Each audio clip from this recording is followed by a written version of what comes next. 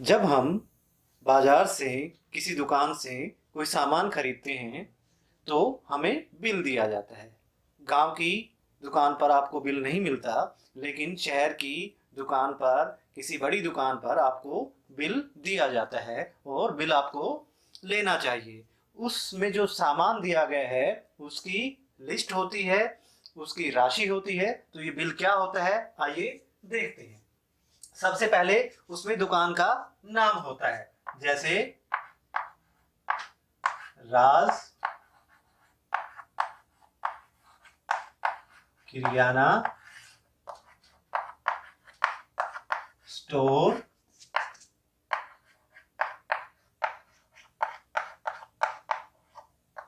नारनौल। उसके दाईं तरफ तारीख के लिए जगह होती है, जैसे आज 28 मई है तो हमने 28 मई 2020 की तारीख डाल दी। इधर क्रमांक, कितने बिल उसके जारी कर दिए गए हैं। उसके बाद में सबसे पहले होता है खरीदने वाले का नाम। मान लेते हैं कोई संजय है, उसने ये सामान खरीदा है, संजय कुमार। अब जो सामान हम खरीद रहे हैं उसकी क्रम संख्या, उसके बाद में वस्तु का नाम,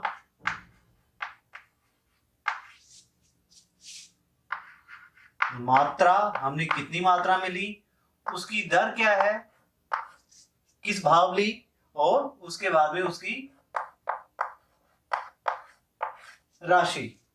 मान लेते हैं सबसे पहले हमने दाल खरीदी, तो यहां पर लिखा जाएगा दाल। कितनी खरीदी, 2 किलो हमने दाल खरीदी, 2 केजी यानी कि 2 किलोग्राम। उसका भाव है 90 रुपए, 90 रुपए पर केजी, यानी कि 1 किलो दाल 90 रुपए की। तो 2 किलो दाल कितने रुपए की होगी, 90 दूनी 180 रुपए की हो गई वो दाल। उसके बाद में हमने चीनी ली, चीनी कितनी, हमने 3 किलो चीनी ली। चीनी का क्या भाव है, चीनी का भाव लगा लेते हैं हम 30 रुपए पर केजी। तो 3 किलो चीनी का भाव कितना हुआ, 90 रुपए। उसके बाद में हमने वहां से एक फूल झाड़ू खरीदा। अब फूल झाड़ू कितना खरीदा, 1 खरीदा। अब उसकी कीमत कितनी है, 80 रुपए पर पीस, एक 80 रुपए की एक, तो उसका कीमत हो गया 80 रुपए। मान लेते हैं हमने वहां से और भी नमक खरीदा, नमक का कितना खरीदा हमने, 2 केजी नमक खरीदा। नमक का भाव क्या है, उसकी दर क्या है, 15 रुपए पर केजी। तो 2 किलो नमक का कितना रुपया हुआ, 15 दूनी 30 रुपए। अब हमारा सामान हो गया पूरा। तो यहां पर हम टोटल करेंगे, उसका कुल कितना मूल्य हो गया, इसकी राशि को हम जोड़ देंगे। इधर 0 0, इधर यहां 0, 8 9 17, 17 और 8 25, 25 और 3 28, असल 2 2 और 1 3, 380 रुपए हमने उसको दिए। तो 380 रुपए वो हमें बिल बनाकर देगा। और नीचे यहां हस्ताक्षर करेगा यहाँ कि ये सामान हमने दिया है, उसका सबूत के रूप में वो हस्ताक्षर करेगा।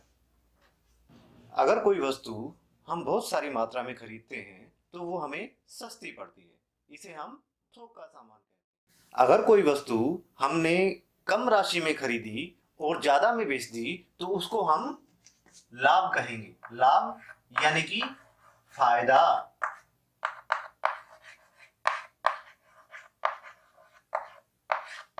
लेकिन कोई वस्तु हमने ज्यादा राशि में खरीदी है और कम में बेची है तो उसको हम हानि कहेंगे। हानि यानी कि नुकसान। गणित की भाषा में हम खरीदने को क्रियामूल कहेंगे।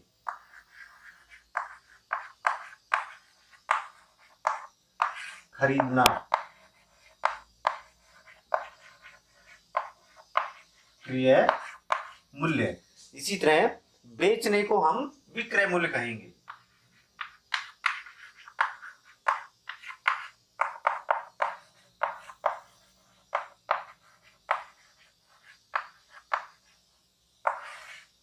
सोनू ने एक कुर्सी 300 रुपए की खरीदी और उसे 400 रुपए में बेच दिया, तो 300 रुपए उसका क्या हुआ? क्रिय मूल्य।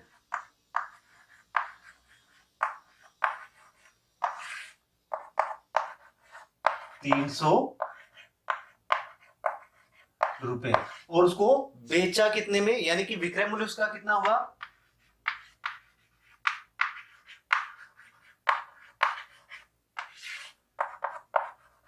400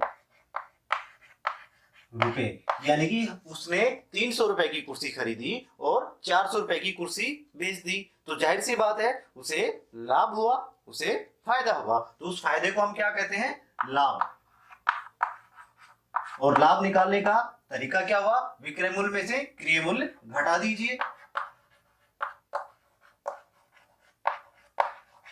विक्रय मूल्य घटा क्रिय मूल्य। अब विक्रय मूल्य कितना है यहां पर? 400 रुपए। घटा में क्रिय मूल्य कितना है? 300 रुपए। तो कितना हुआ लाभ? 400 में से 300 घटाया, 100 रुपए का उसको लाभ हुआ। मोहन ने एक टीवी 5,000 रुपए का खरीदा, यानी कि 5,000 उसका क्या हो गया? क्रिय मूल्य।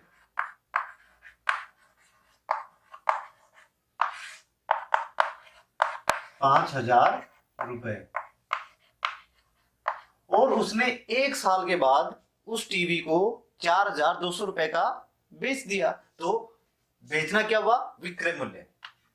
विक्रय मूल्य कितना हुआ? 4,200 रुपए।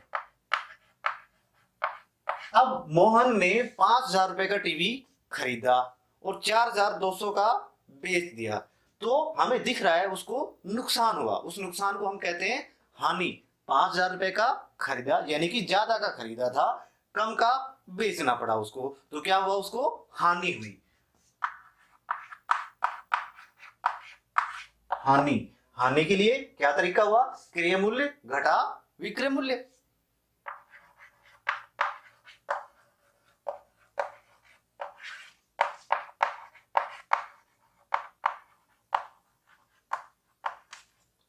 अब क्रिय मूल्य कितना है?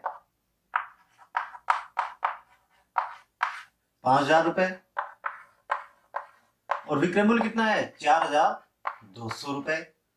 तो हानि कितनी हुई? 5,000 में से हम 4,200 रुपए घटाएंगे तो 800 रुपए की उसको हानि हुई। अब एक और नया सवाल हल करते हैं। बंटी ने एक साइकिल 2,000 रुपए की खरीदी और 500 रुपए बंटी ने उस साइकिल की मरम्मत पर, उसकी रिपेयर पर खर्च कर दिए। बंटी ने वो साइकिल 3,000 रुपए की बेच दी, तो बताओ बंटी को कितना लाभ या हानि हुई? अब साइकिल का क्रिय मूल्य कितना हुआ?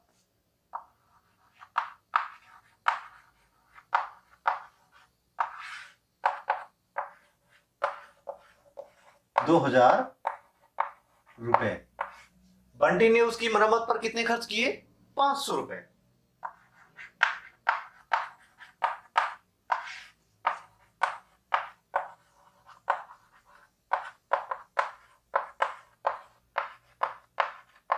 ₹500।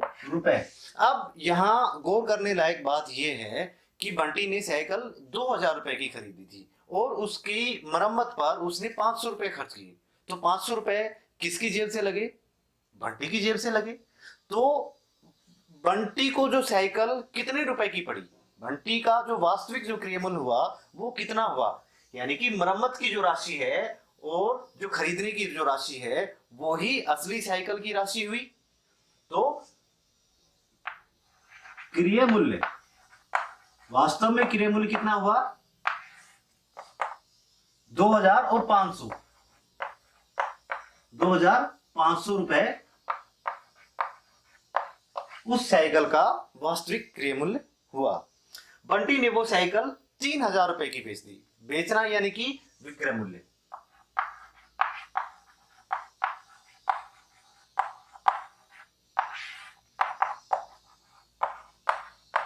₹3000। अब बंटी को साइकिल खरीदी कितने की थी? 2500 की। 2000 की नहीं, 2000 की खरीदी थी उसने, लेकिन ₹500 जो उसने मरम्मत पर खर्च किए थे वो भी उसने अपनी जेब से खर्च किए थे। तो साइकिल का वास्तविक क्रय मूल्य कितना हुआ? ₹2500। और बेची उसने कितने की? ₹3000 की। तो उसके लाभ जो हुआ वो 2500 और 3000, 2500 की खरीदी, ₹3000 की बेच दी, तो लाभ कितने का हुआ? ₹500 का। यहां गौर करने लायक बात यह है कि जो ₹500 जो राशि उसने मरम्मत पर खर्च की थी वो क्रय मूल्य में जोड़ी जाएगी, तो उसे लाभ हुआ। लाभ के लिए विक्रय मूल्य घटा क्रय मूल्य। विक्रय मूल्य कितना है? ₹3000 और क्रय मूल्य कितना है? ₹2500। यानी कि उसको ₹500 का लाभ हुआ।